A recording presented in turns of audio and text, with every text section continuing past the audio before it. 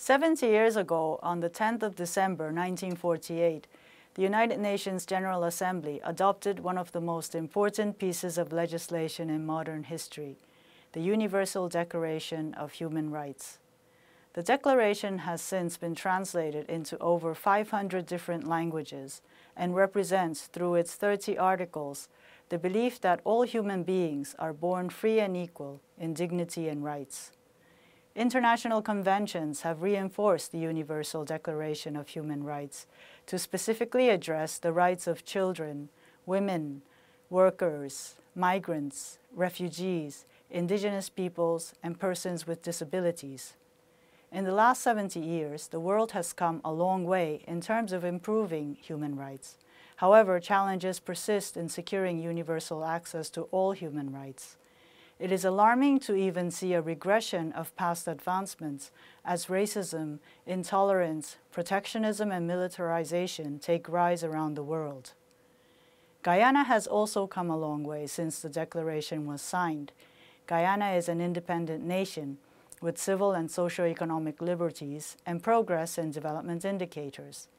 Guyanese have continued to move freely in and out of Guyana in search of opportunities, while migrants from other countries have come to Guyana for a better life. Guyana has a strong record regarding women's participation in political life. Women in Guyana gained the right to vote in 1953, the same year that 3 women, Janet Jagan, Jane Phillips Gay, and Jessica Burnham, became the first female parliamentarians in then British Guyana.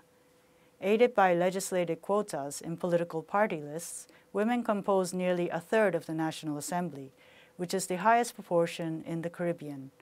The current 2 top positions in the judiciary, albeit in acting capacities, are occupied by women.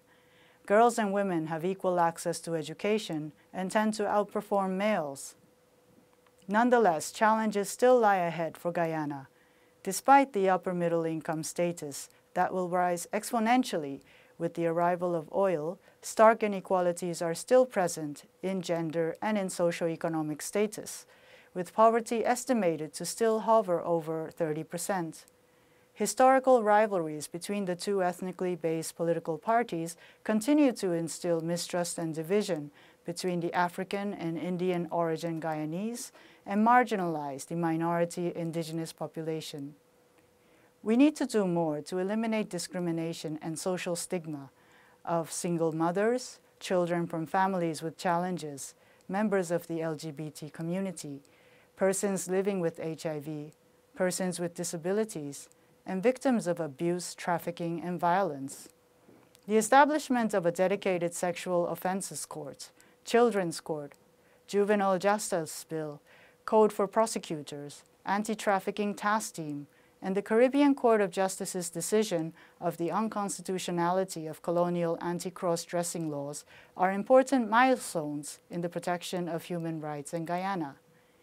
We should also recognize the arduous advocacy and defense of these vulnerable groups by civil society organizations, lawyers, and activists, manifested in court cases, shelter protection, social assistance, policy and lawmaking, public education, marches, and demonstrations. The importance of recognizing the social and cultural rights of Amerindians through adequate land tenure and improved education are important. While the Amerindian Act of 2006 protects the indigenous people's land rights, implementation of Amerindian land titling is still very slow. Guyana is embarking on a Green State Development Strategy that sets Guyana's vision for 2040 in sustainably managing its rich tropical forest and natural resources to bring about a better life for all Guyanese.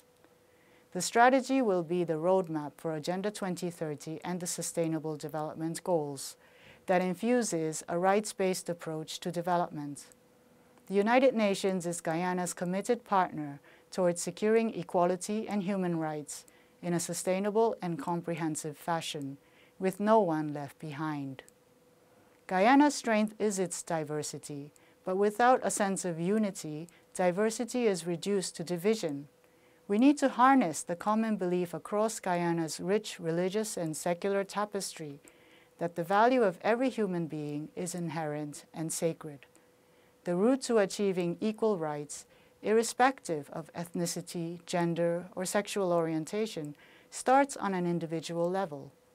Being a pioneer in human rights takes courage, but it will ultimately lead to a better Guyana. Let us stand up for human rights, for everyone, everywhere.